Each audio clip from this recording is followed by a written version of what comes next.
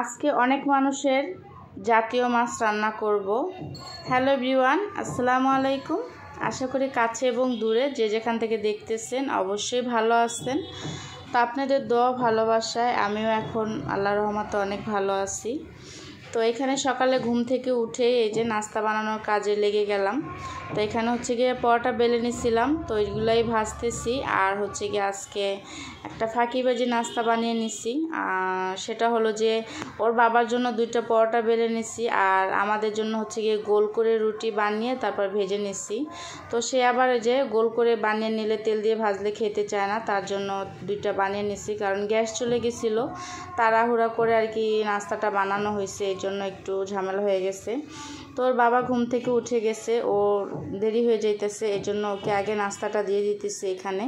তো তার জন্য যেই পরোটা 2টা বানিয়ে নিয়েছিলাম, সে যেহেতু 2টা খাবে না, একটা খাবে হয়তো বা, তো তারপর 2টা বানিয়ে নিছি। দেখা যায় যে সোয়ান সে খেতে বসলে তার সাথে সোয়ান খায় অনেক সময়।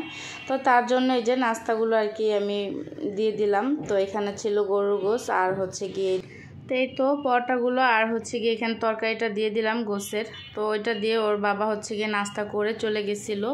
তো তার সাথেও আর কি আমি অর্ধেকটা রুটি খেয়েছিলাম তরকারি দিয়ে। তো আমার কাছে হচ্ছে গিয়ে পরোটা দিয়ে বিশেষ করে এই যে দুধ চা দিয়ে ভালো লাগে। তো আমার মতো কোন কোন আপু ভাইয়েরা এরকম চা দিয়ে পরোটা খেতে পছন্দ করেন অবশ্যই প্লিজ রিকোয়েস্ট রইল কমেন্ট করে জানাবেন। তো আমার কাছে এরকম তরকারি ভাজির থেকে এরকম চা দিয়ে খেতে পরোটা ভালো লাগে। আর মাশাআল্লাহ পরোটাগুলো তো দেখলে নেই, অসম্ভব মজা ছিল। আর সুন্দর করে একবার লাল লাল করে ভেজে নিছি। আর এমনি তো ময়দার পরোটা বানিয়ে আর কি, ময়দা দিয়ে পরোটা বানালে আমার কাছে তো খুবই ভালো লাগে। আমরা বিশেষ করে আটাটা একটু কমই খাওয়া হয়, ময়দাটা বেশি খাওয়া হয়। তো সকালে নাস্তা করে তারপর হচ্ছে গিয়ে এই যে সিয়াম কিন্তু অনেক ভোরে 7টার দিকেই চলে গেছে স্কুলে, ও নাস্তা করতে পারে নাই। তো এমনি ঘরে রেডি করা ছিল নাস্তা, ওইগুলো খেয়েও চলে গেছে। আর হচ্ছে গিয়ে আমরা 3জনে আর কি নাস্তাটা করলাম। তো নাস্তা করে চাটা খেয়ে তারপর হচ্ছে দুপুরের জন্য রান্না বসানো হয়েছে। তো জাতীয় মাছ বলার কারণ এখন বলতেছি। তো অনেকে কিন্তু পাঙ্গাস মাছটা আর কি খুবই পছন্দ করে। অনেকে তো আর কি বলা যায় যে জাতীয় মাছ বলে পাঙ্গাস মাছকে, অনেকে যারা পছন্দ করে।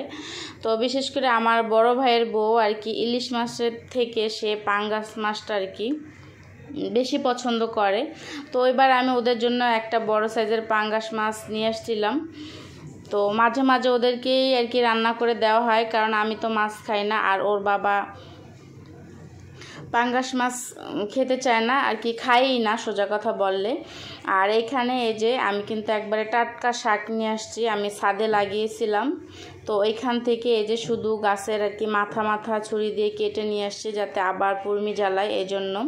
তো এই যে দেখতেই পাচ্ছেন শাকগুলো কিন্তু অনেক সুন্দর ছিল, একবারে ফ্রেশ। আর এই কদিন বৃষ্টিতে আরও শাকগুলো বেশি সুন্দর হয়েছে। তো আমি মাছটা কিন্তু ভেজে নিছি, আর এদিকে হচ্ছে গিয়ে মাছের জন্য মশলাটা কষিয়ে নিতেছি একটু বেশি করে পেঁয়াজ দিয়ে, ওদের জন্য আর কি ভুনা করে দিব। তো যারা অনেকে আছেন যে অনেকে পাঙ্গাস মাছটা আর কি নাম শুনলে বিরক্ত মনে করে, আর অনেকে আছে কিন্তু পাঙ্গাস মাছ হলে কিন্তু অন্য আর কিছু প্রয়োজন হয় না কোনো তরকারির। তো বললামই তো যে আমার একটা ভাইয়ের বউ, তো সে খুবই পছন্দ করে পাঙ্গাস মাছ অন্য অন্য মাছের থেকে। তো আমরা তেমন একটা খাই না, কিন্তু এবার ওদের জন্য আনিয়েছিলাম। তো এই জন্যই মূলত বলা হয়েছে যে জাতীয় মাছ, অনেকের জাতীয় মাছ রান্না করতেছি।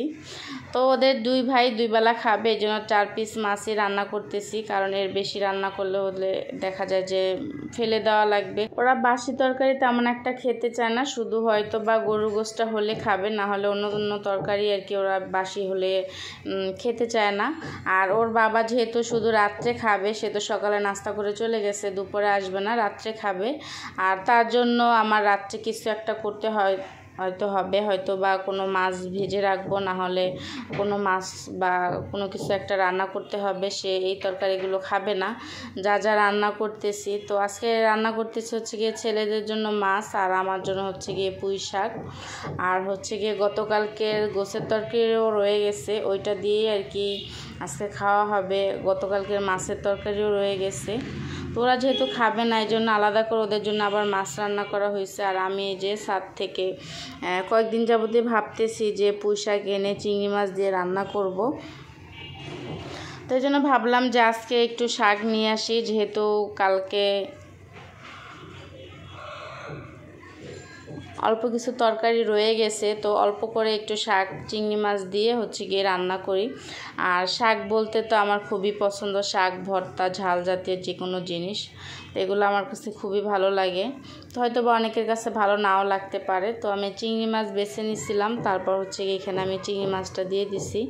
আর আজকে গিয়ে গ্যাস চলে গেছে রান্না করতে, ওই যে বললামই তো নাস্তা বানাতে গেলেই আর কি রান্নাটা করতে দেরি হয়ে যায়, একটু উঠতে লেট করলে আর কি রান্নাটা নিয়ে অনেক ঝামেলা পোহাতে হয়, অনেকক্ষণ ধরে রান্নাটা করতে হয়। কারণ গ্যাস একটা চুলা বন্ধ করে তারপর গিয়ে চুলা উল্টিয়ে আমি রান্নাটা করতেছি, যে অল্প অল্প তরকারি কিন্তু তাও আর কি হইতেছে না, অনেক সময় লাগে। দেখা যায় যে রান্নাটা আমি 1 ঘন্টা শেষ করতে পারবো, এটা দেখা যায় 2 ঘন্টা 3 ঘন্টাও লেগে যাইতেছে।